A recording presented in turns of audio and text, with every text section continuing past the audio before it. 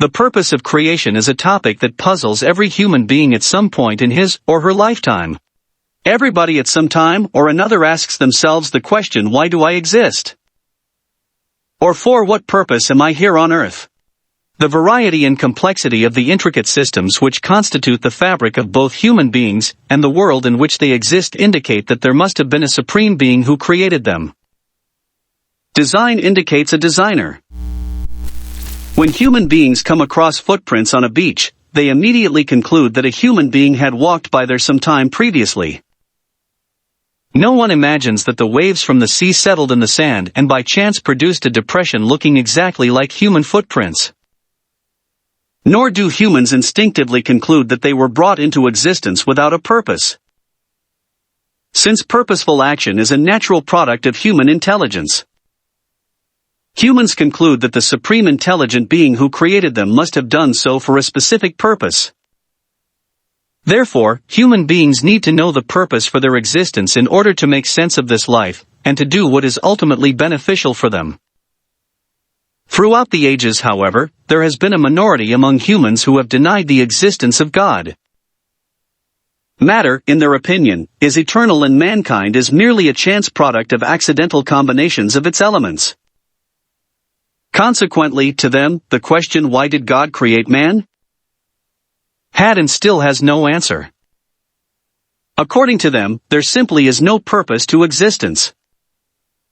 However, the vast majority of humankind over the ages have believed and continue to believe in the existence of a supreme being who created this world with a purpose.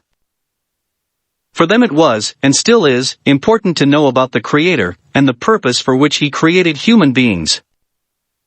The answer. To answer the question, why did God create man? It must first be determined from which perspective the question is being asked. From the point of view of God, it would mean, what caused God to create human beings?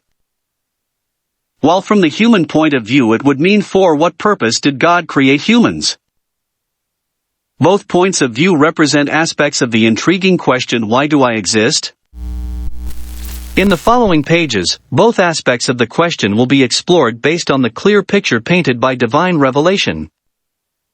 This is not a topic for human speculation, because human guesswork cannot possibly produce the whole truth in this matter.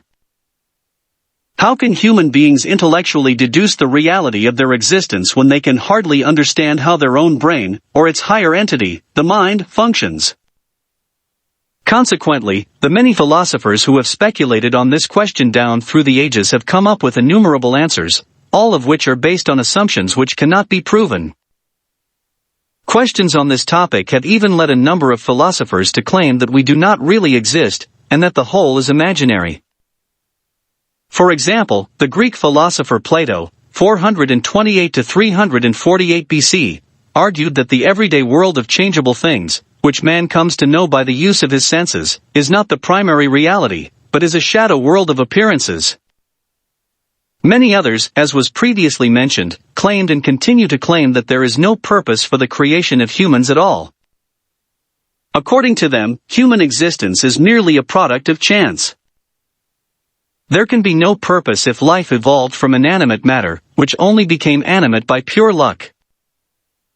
Humankind's supposed cousins, the monkey and apes, are not bothered with questions of existence. So why should human beings be bothered with them?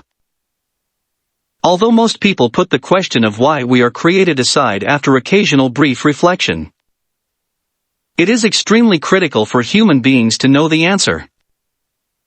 Without knowledge of the correct answer, human beings become indistinguishable from the other animals around them. The animal necessities and desires of eating, drinking and procreating become the purpose of human existence by default. And human effort is then focused in this limited sphere. When material satisfaction develops into the most important goal in life, human existence becomes even more degraded than that of the lowest of animals. Human beings will consistently misuse their given intelligence when they lack knowledge of their purpose of existence. The degraded human mind uses its abilities to create drugs and bombs and becomes engrossed in fornication, pornography, homosexuality, fortune-telling, suicide, etc.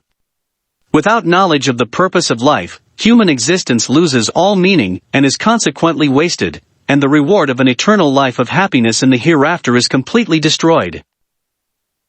Therefore, it is of the utmost importance that human beings correctly answer the question, why are we here?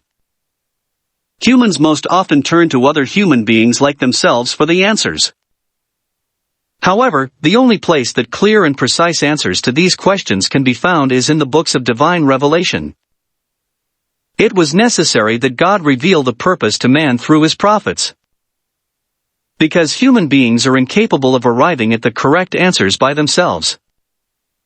All of the prophets of God taught their followers the answers to the question, why did God create man? From the point of view of God, an even more fundamental question needs to be asked, why did God create? This question should be asked because humankind is not, in fact, the greatest creation.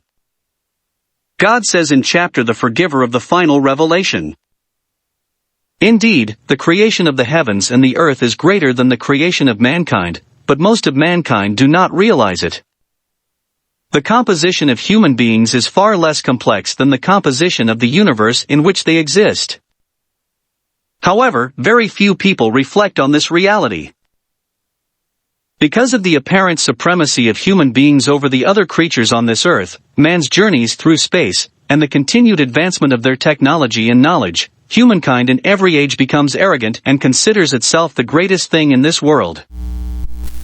It is worth noting that the majority of humankind's amazing discoveries are not concerning the human being, but his surroundings.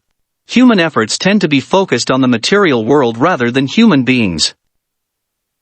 In this verse, God brings human beings back to their actual status in this world. Humankind is merely a small part of the existence that resulted from the miraculous act of divine creation. In order to understand why God created mankind, one first needs to answer the even more fundamental question of why God created the Creator. Creation is fundamentally the consequence of the divine attribute of being the Creator. A creator who does not create is something of a contradiction in terms. This is not to say that God needs his creation. God is free from all needs. It is creation which needs him. But as the greatness of a writer becomes apparent in his writings, the perfection of the divine creative attribute is manifest in creation. Creation in the true sense is unique to God alone. Although humans ascribe the act of creation to themselves, what they do is not true creation. Humankind merely manipulates what already exists, what was already created by God. A table is made from wood which came from trees, and is held together with nails and screws made from metal that came from rocks. Human beings did not make the trees or the rocks. In fact, all human creations can be traced back to basic elements which humans cannot make. Even the artist creates designs based on what he has seen. It is not possible to imagine what has not been perceived by the senses. All of the artist's thoughts are reflections on what was already created. Only God alone creates from nothing. This basic fact was and still is incomprehensible to some. Some ancient as well as modern philosophers, who could not comprehend how God could create from nothing, claimed that the created world and its contents are all originally a part of God. That is, according to them, God took a part of himself and made the universe. This conclusion is based on comparing God to man, who can only create by modifying what already exists. However, God denies any such comparisons which would give him human limitations. In chapter Consultation of the Final Revelation, he states, "There is nothing like him, and he is the all-hearer and the all-seer." The act of creation is a consequence of the divine attribute of being the Creator. God describes himself as the Creator in a variety of verses throughout the final revelation to emphasize to humankind that everything belongs to him alone. Thanks for watching. If you like the video, please hit the like button. If you want to see more videos, don't forget to subscribe, and if you have a request or have something to say, please leave a comment down below.